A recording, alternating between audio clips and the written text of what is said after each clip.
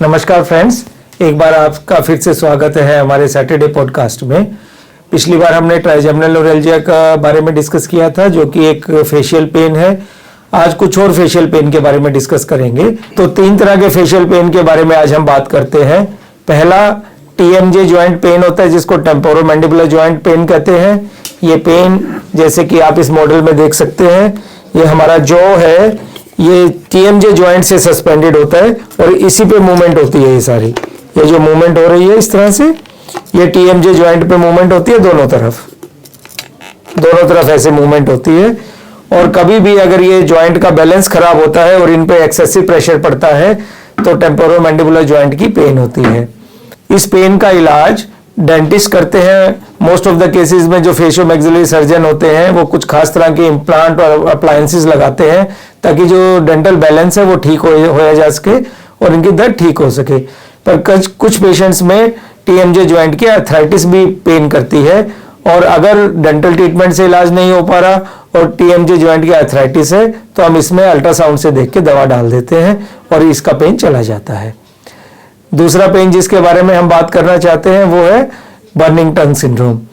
Burning टंग syndrome में हमारे टंग के साइड में अंदर पीछे पैलेट पे बहुत तेज बर्निंग होती है और पेन चलता है और पेशेंट खा पी नहीं सकता, और इसका कोई कारण हमें मिलता नहीं है और पेशेंट बहुत डिस्ट्रेस में हमारे पास आते हैं।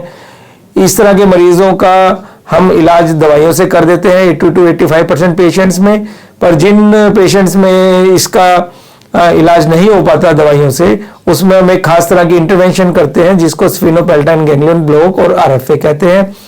यहाँ से हम एक ब्रेन के अंदर निडल डालते हैं और उससे दवा भी डालते हैं और RFA करते हैं और इससे इसका इलाज हो जाता है।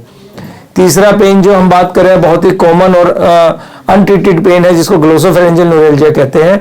ग्लोसोफेरेंजियल न्यूरैल्जिया थ्रोट में पेन होता है खाने से, पानी पीने से, और ये पेन बहुत तेज कान में जाता है और इस पूरे एरिया में फैलता है। और अगर हम यहाँ इस एंगल पे प्रेस करें जॉ के पीछे तो बहुत तेज दर्द होता है।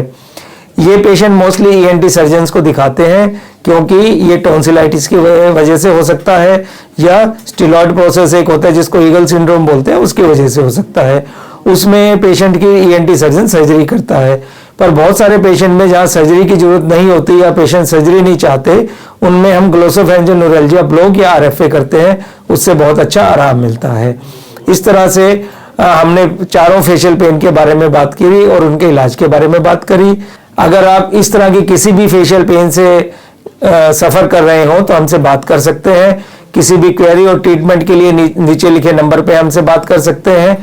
Thank you.